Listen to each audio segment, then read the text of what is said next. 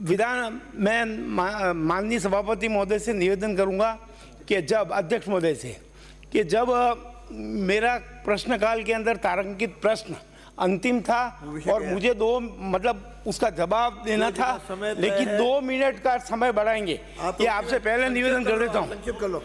दूसरा मेरा निवेदन ये है कि जब सरकार बनकर राज्यपाल का अभिभाषण था, उस समय मैं पहली बार चुन के आया और पहली बार में एक बात कही थी, उसको फिर दोहरा रहा हूँ कि जनता ने सरकार बदलकर जनता ने अपना काम कर दिया, लेकिन अब हमारी सरकार का दायित्व है कि जनता के विचारों पे खरे उतरने के लिए व्यवस्थाएं बदलनी है।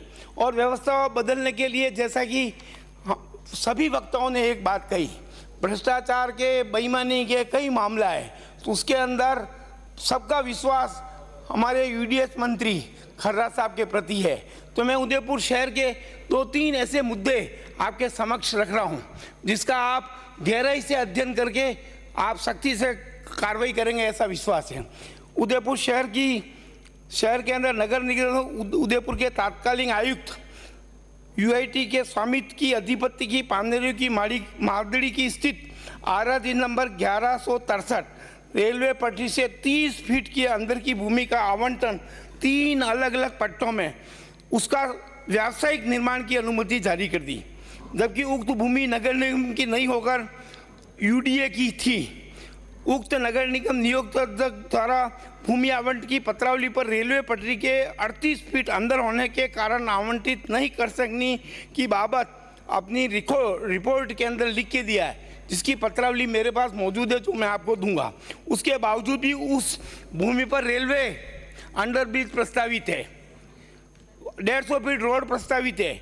नियमों के विपरीत माननीय उच्च न्यायालय जो 2012 से यूआईटी उस मुद्दे पर लड़ रही थी और अभी 20/2/24 को सर्वोच्च न्यायालय ने उसको अतिक्रमणीय माना, उसके बावजूद भी नगर निगम के तात्कालिक आयुक्त ने उस जमीन को मात्र भूमि दलालों को फायदा पहुंचाने के लिए 1,35,934 रुपये में 4115 फीट भूमि आवंटित कर दी। कॉमर्शियल एक उदयपुर में बाथरूम की जमीन भी नहीं मिल सकती।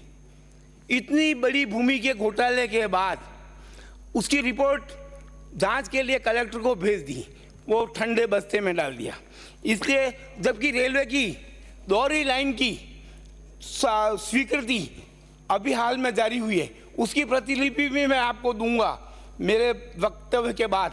आप अध्ययन करावें और अध्ययन करने के बाद सायंकाल जब आपका अंतिम उद्बोधन होवे, जिसमें कुछ न कुछ कार्रवाई का आश्वासन देवे। दूसरा भूमि घोटाला 272 प्लॉट का इतना बड़ा घोटाला है कि जिसके अंदर कम से कम 500 करोड़ का घोटाला निकलेगा। 49 प्लॉट उदयपुर के अंदर 1 करोड़ से कम कोई प्लॉट नहीं मिल सकता। 50 प्लॉट निरस्त किए हैं। दिनांक 1/1/24 को तात्कालीन नगर विकास प्रन्यास द्वारा उदयपुर नगर परिषद नगर निगम को 30 योजनाएं सशर्त तात्कालीन जिला कलेक्टर के आदेश से योजनाएं ब्लूप्रिंट तैयार कर स्थानांतरित किया गया। उक्त 30 योजना में खाली भूखंडों की निरस्त पत्रावली और अन्य पत्रावलियां नगर निगम उदयपुर को हस्तांतरित की गई।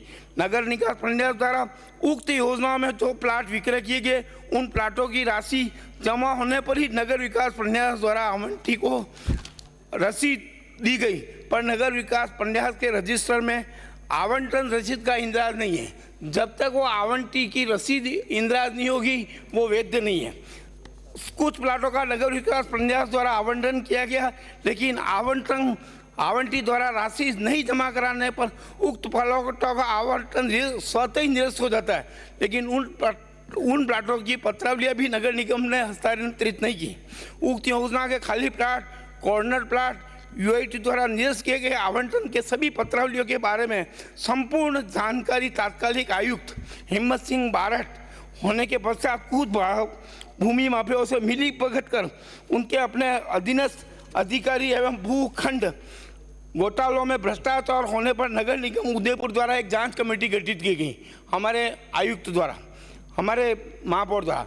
जांच समिति ने अपनी रिपोर्ट में मीटिंग के पश्चात आनंद फानन पे पेश कर, जिसमें पार्षदों की, 3 पार्षद थे, 3 अधिकारी थे, केवल अधिकारियों की रिपोर्ट के ऊपर दस्तखत करा के उक्त पत्रावलियों में 316 पत्रावलियों के संबंध में कोई जानकारी नहीं है। 40 भूखंड को संदिग्ध माना है, जिसकी जांच रिपोर्ट की कॉपी मैं आपको देता हूं, अधिकारियों के हस्ताक्षर युक्त। उदयपुर को जांच हो चुका है, लेकिन आश्चर्यजनक रूप से इस संबंध में कोई नगर निगम प्रन्यास को नहीं लिखा। उन्होंने लिखा कि 40 संदिग्ध है, यूआईटी जांच करेगी, लेकिन जांच यूआईटी से जब मैंने पूछा तो उन्होंने कहा हमारे पास कोई लिखित नहीं आया है, ना हमको पूछा है। उक्त भूखंड को गड़बड़चाला मानते हुए नगर निगम के अधिकारी को नोटिस दिए गए। उन सब भूखंडों की एफआईआर दर्ज है।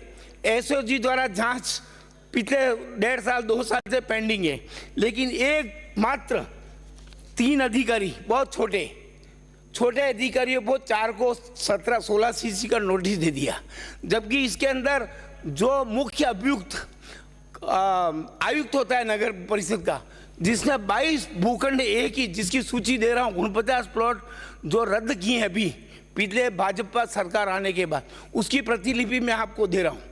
और उसमें से एक भी नोटिस आज तक नहीं दिया है। एफआईआर 10 हुई है, साल 1.5 साल हुआ, उसका भी आज तक कुछ हुआ नहीं है। एसओजी ने जांच की है, आज तक कुछ हुआ नहीं है। तो मेरा आपसे आग्रह है कि इस संबंध में मैंने ध्यानाकर्षण प्रस्ताव भी लगा रखा है, उसका अगर आया तो आपको ये सब जांच कमेटियों की पत्रावली, सरकारी डॉक्यूमेंट जो रिकॉर्ड के हैं वो मेरे पास मौजूद है। अंत में एक बात मैं कहूँगा कि आप कोई ठोस कदम उठाकर भ्रष्टाचारियों को जेल के कटघरे में नहीं पहुँचाएंगे, ये शासन और व्यवस्था अपनी सरकार बनने का कोई मायने नहीं रखेगा। तो मैं आपसे अपेक्षा करता हूँ, जैसा कि मेरे पूर्ववर्ती उसमें सब फूल सिंह जी मीणा ने एक बात कही थी कि उदयपुर में 43 पहाड़ियाँ, जो उदयपुर शहर का महत्व, बस अंतिम बात कह रहा हूँ कि उदयपुर शहर की सुंदरता में जितना योगदान नदी तालाबों का, उतना योगदान पहाड़ियों का है। लेकिन उस 43 पहाड़ियों में से 21 पहाड़ियाँ जिनको अधिकारियों की मिली भगत से काट दिया गया है, तो सरकार से अपेक्षा है उसका खाली कभी मशीन जब्त करते हैं, कभी कुछ पैसा ले लेते हैं। तो मेरा आपसे आग्रह है कि कोई पहाड़ों की कोई न कोई नियमावली बनाकर इनको रक्षित किया जाए, ऐसी अपेक्षा है। और आप अपेक्षा करता हूँ कि आप अपना इस सदन में उत्तर देंगे, ऐसा। धन्यवाद। आपने मुझे